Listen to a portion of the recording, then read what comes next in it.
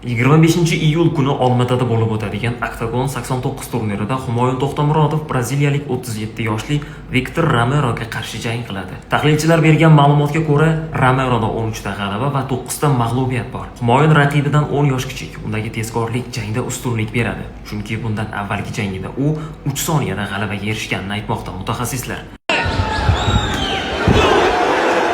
Aytish kerakki, Humoyun Este turnirida raqibi Gerin Fonkuni 3 soniya ichida nokaut qilgan. Bu norasmiy Pop MMA tarixidagi rekord natija hisoblanadi. Uning bu rekordini faqatgina birgina sportchi qayd eta olgan.